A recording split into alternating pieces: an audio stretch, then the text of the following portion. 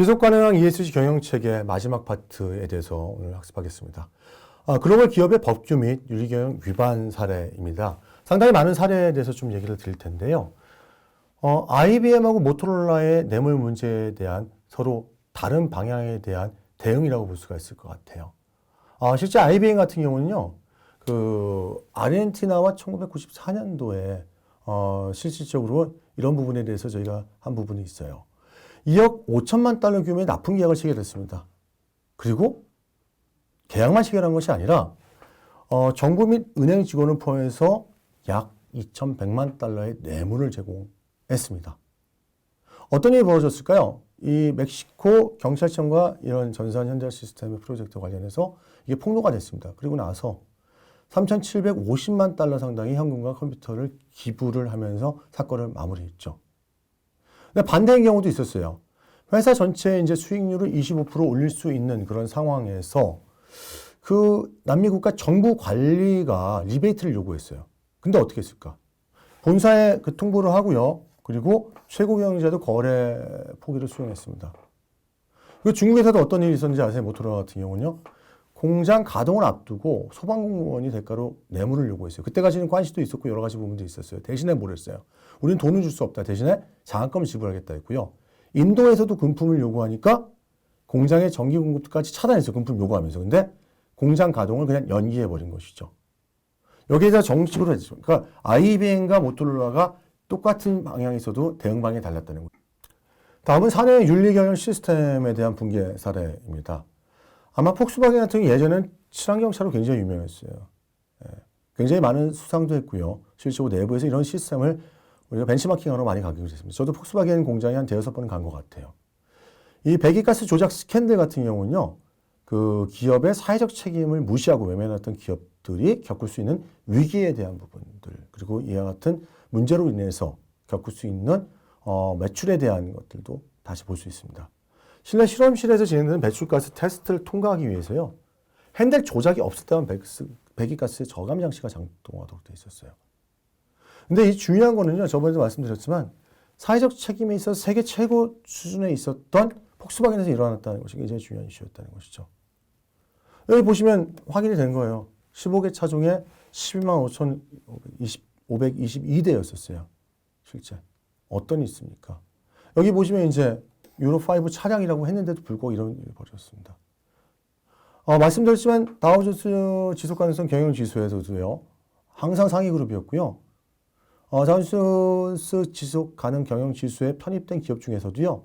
이 산업별 인더스트리가 있습니다. 여기서도 자동차 분야에서는 계속 리더 역할을 했었던 것이죠. 사회적으로도 이제 실제 환경이나 소비자 이슈에 둘러싼 부분에 대한 것들도 왜곡하거나 가짜 정보를 공시했다고 볼 수 있기 때문에 이 사내에 대한 이런 윤리경영 시스템이 완전 무너진 상태에서 문제가 된 거죠. 그래서 미디어라든지 그리고 비영리 조직이나 정부기관의 적극적인 기업 감시에 대한 견제가 필요하다는 것이 되죠. 근데 더 재미있는 현상이 또 벌어졌어요.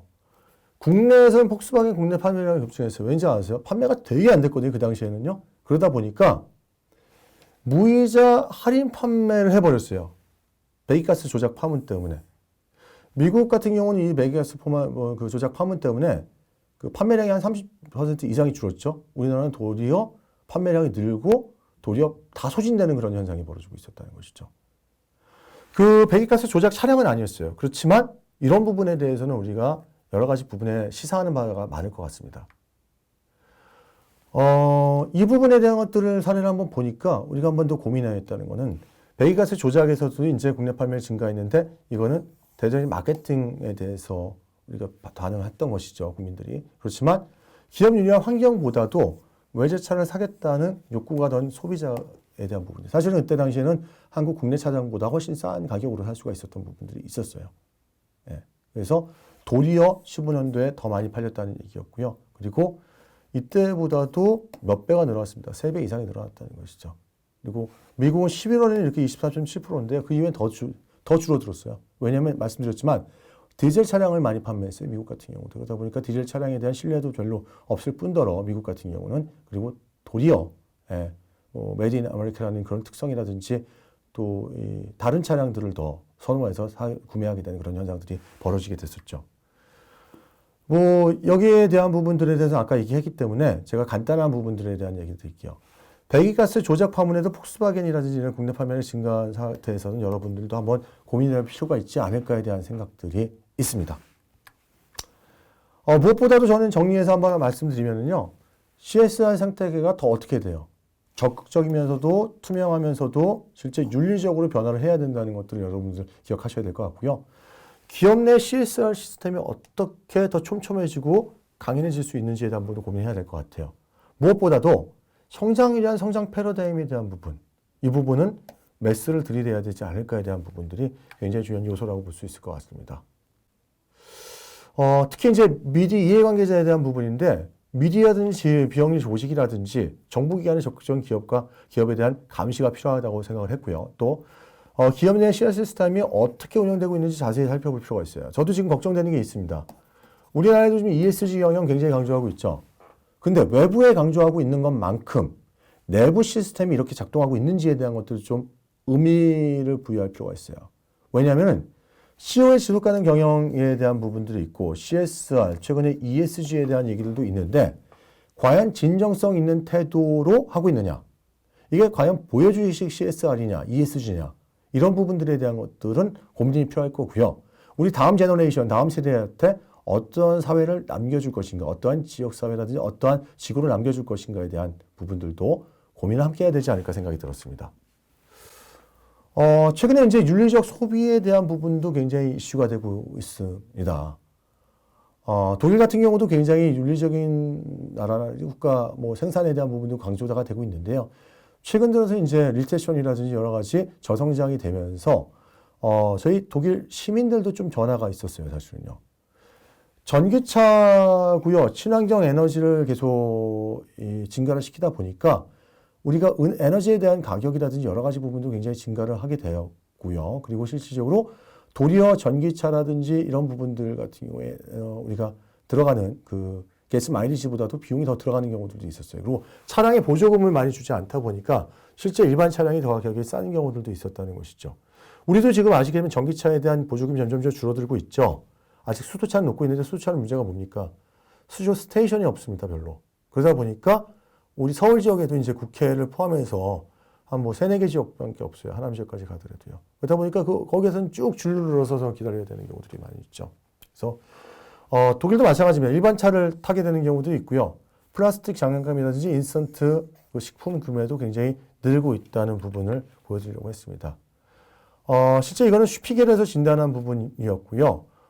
실제 이 상품을 구매할 때 품질이 아니라 환경 문제라든지 이 공정무역이라든지 CSR을 고려했던 상황 같은 경우도 전반적으로 좀 낮아졌다는 얘기들도 있었고요. 또 이런 부분도 있었어요. 동물 실험에 대한 노동 착취에 대한 평판이 나쁜 기업 같은 경우 제품에 대해서는 거의 불매를 하고 있죠. 우리나라도 지금 물무운동 벌이고 있는 데가 있습니다. 대신에 가격이 비싸더라도 유기농 친환경에 대한 부분들을 먼저 따지는 그런 부분들이 있었는데 사실은 이런 물건을 사고 싶어도 못 사는 경우들이 많이 있어요. 저도 미국에 있을 때 학생 신분이었을 때 어떻게 했었습니까? 미국 갔을 때. 마찬가지로 저도 이제 제가 뭐 돈을 벌어서 갔기 때문에 실제 생활비라든지 이런 것들도 다 벌어야 되는 부분도 있었어요. 그러다 보니까 이런 부분들에 대한 음식을 먹고 싶어도 살 수 없는 경우도 있어요. 월마트에서도 이제 실제 이 가격 차이가 2-3배까지 나는 경우들이 있거든요. 예, 그런 부분들이 있었습니다. 친환경 제품의 정보 포털 사이트에 대한 부분에서 이제 여러 가지 아이디어라든지 이런 부분들에 대한 실천을 강조하는 부분들이 있었는데요. 실적으로 이제 정치계라든지 이런 부분이 세상을 바꿀 수 있을 거라고 생각을 했습니다. 그렇지만 소비자에 대한 부분을 봤을 때 왜 그럴까요? 이 소비 확산에 대한 부분들을 의견을 제시해야 되는데 실제 금액적인 부분이라든지 삶의 부분에 들어가다 보면은요. 우리가 MZ세대 같은 경우는 이와 같이 환경적이라든지 이런 부분에 대한 소비가 늘어나긴 했어요. 그렇지만 금액 차이가 2배, 3배 난다 그러면 이런 부분들에 대해서 할 수가 있을까요? 기업가의 입장에서도요. 그래서 여러 가지 영향을 미치는 요소까지 같이 고민해야 된다는 것이 굉장히 중요한 논의의 부분이라고 볼 수 있을 것 같습니다. 그럼 윤리적 소비를 늘리기 위해서는 이 상황에서도 어떻게 해야 될 것인가의 생각이 필요하겠죠. 예. 그래서 CSR 생태가 좀 더 적극적이고 투명하고 윤리적으로 변화해야 된다는 부분이 있을 것 같습니다. 특히 우리가 커피 관련된 이제 사업을 하는 경우, 뭐 여러 가지 코코아 바나나가 있는데 실제 우리가 공정무역협회라고 해서 분쟁 지역이 광물 분쟁 지역이 아니거나 실제로 그 지역에서 좀 이상한 단체라든지 이런 부분들이 장악하고 있는 지역 같은 경우는 구매를 하지 않으려고 하는 거죠. 예. 한국에서 윤리적 소비 같은 경우 굉장히 많이 늘어났습니다. 그러다 보니까 실제 로컬푸드 같은 경우, 직거래 친환경 급식에 대한 경우에도 많이 확산이 되면서 2020년에는 7조 수준으로 증가했다고 볼 수가 있을 것 같고요. 그리고 소비나 생산 같은 경우도 실제 여러 부분들이 있는데 착한 소비만은 존재할 수가 없습니다. 그렇지만 이런 노력은 게을리하지 않고 지속적으로 우리가 어떻게 권고를 할 것인가에 대한 고민은 필요하다는 것이죠.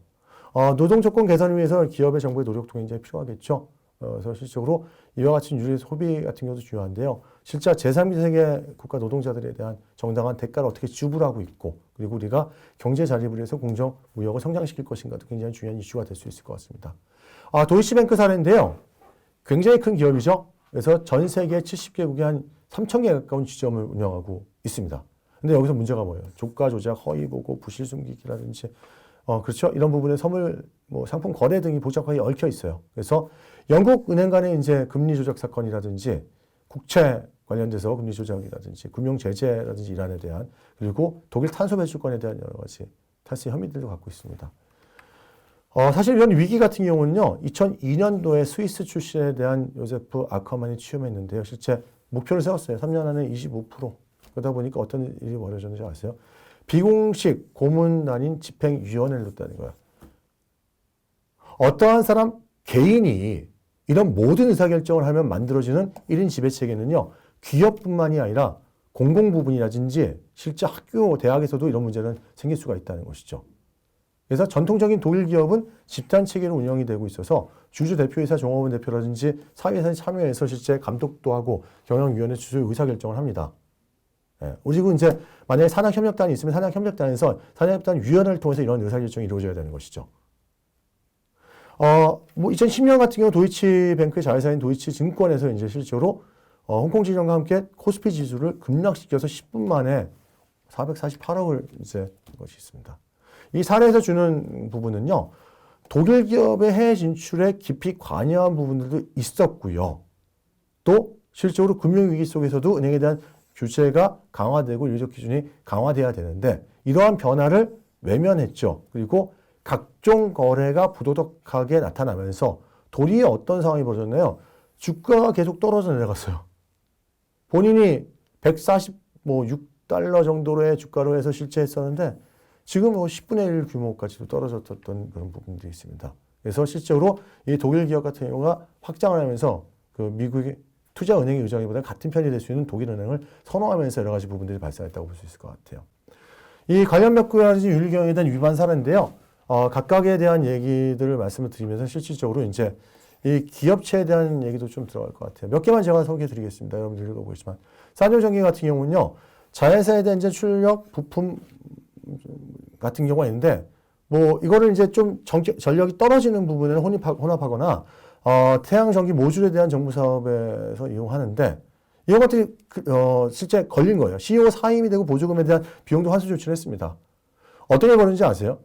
부정이 발생했을 때 내부 고발하고 신속한 대처가 없었던 것이죠. 그러다 보니까 기업도 손해가 되고요. 결국은 기업이 파산했어요.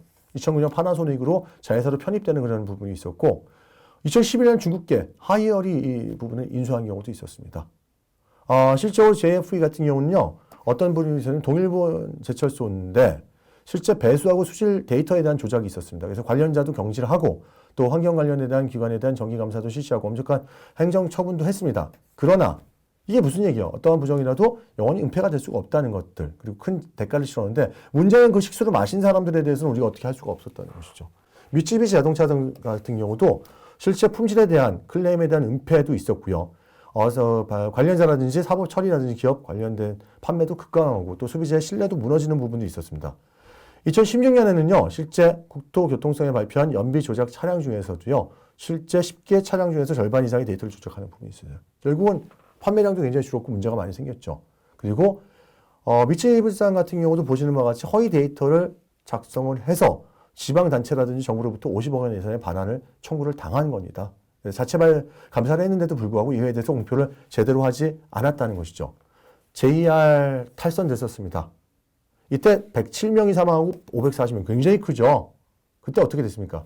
안전계획도 없고 이런 부분들에 대한 것들도 제대로 되어 있지 않기 때문에 국가적 지탄을 받게 됐죠. 실제 사전 위기관리가 굉장히 중요하고요. 추가적으로 대응 방침에 관련된 부분, 것도 굉장히 중요하겠죠. 이거 꼭 쓰레기 더미 같죠? 무슨 얘기 했었는지 아세요?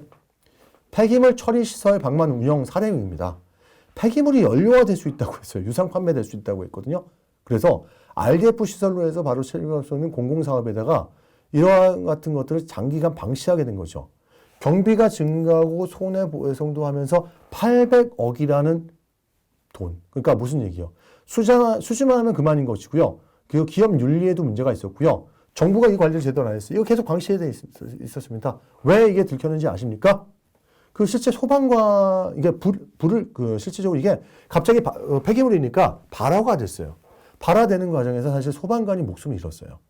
소방관이 목숨을 잃으니까 대체 RDF 시설이 뭐야? 이렇게 되면서 전국적으로 이런 조사가 있었다는 것입니다. 마지막 이슈인데요. 사실 우리가 SNS에 대한 이슈들이 굉장히 많이 있습니다. 소셜미디어에 대한 사용이 급증하고 있습니다. 그리고 이를 업무상으로도 이용하지만요. 개인이 이용하는 경우가 많이 있어요. 그러다 보니까 기업들이 SNS 가이드라인을 제시하는 경우도 있어요. 보시는 바와 같이 실제 어떤 부분을 하고 있는지 아세요? 소셜미디어를 통해서 했을 때 기업의 기밀 정보는 공개하지 못하게 되어 있습니다. 그래서 여러분들 같은 경우도요. 회사 생활을 하게 되면은, 그리고 하고 계신 분도 있고요. 실제로 임원분들 같은 경우는 이런 부분들을 굉장히 많이 얘기를 해야 돼요. 자신이 회사에 소속되어 있다면 밝히는데 실제 자신이 말하는 것이 공식 발표로 간주될 수 있다기 때문에 이런 부분도 주의해야 될 것이고, 얘기하지 않는 게 좋겠죠. 자신이 공지할 내용이 아니라면 공지하지 말아야 돼요. 그리고 주요 내용에 대한 것들은 당연히 회사에 공지한 사항을 토대로 해야 된다는 것이죠. 그러니까 모르는 사실을 아는 것처럼 이렇게 얘기하면 원래 안 되는 거예요. 그리고 회사의 기밀 사항에 대해서는 보호 당연히 해야 되는 것이고요. 정직, 정확, 윤리적으로 말과 행동을 해야 되면서도 본인이 책임을 져야 된다는 것이죠. 이럴 경우에 할 수 있을까요, 말을? 그리고 직원 고객 협력사의 소통을 장려하는 수단으로 활용할 수 있습니다. 그렇지만 어떤 부분이 필요하다는 거예요. 자사의 윤리 및 기업 행동, 윤리 행동 강령이겠죠. 그리고 법률적인 정책을 위해서 오프라인에 맞춰 온라인에서 어떻게 해야 될지에 대한 부분들. 얼마 전에 뉴스에서 그런 부분들도 있었어요. 실제 온라인으로 티켓을 사서 그걸 재판매하는데 이걸 법규가 온라인상에서는 법규로 제재할 수가 없다는 것이죠. 그래서 소비자들만 10만 원밖에 안 되는 티켓 같은 경우 60만 원에 사고 나서 실질적으로 이것도 티켓을 받지 못하는 경우도 발생해도 이걸 조치를 취할 수 없는 거예요. 이런 건 문제가 큰 거죠. 그리고 미래에 제출시될 대품에 대한 토론은 하지 마십시오. 단형의 지적재산권, IP 같은 경우도 생각을 해야 되는 것이고요. 또시 당신의 의견인지 회사의 의견인지에 대한 것들을 관점을 보지 마시고 당연히 이제 무례하거나 선동적인 내용 같은 경우는 삼가해야 되겠죠. 이런 글로벌 가이드라인이 제시되고 있습니다. 여러분 어떻게 생각하십니까? 이게 적절한 건가요? 적절하지 않은 건가요? 여러분의 판단이겠지만 이런 가이드라인을 제시를 왜 하고 있을까에 대해서 곰곰이 한번 생각해 보면서 이번 강의를 마칠 수 있도록 하겠습니다. 여러분들 모두 수고 많이 하셨습니다. 감사합니다.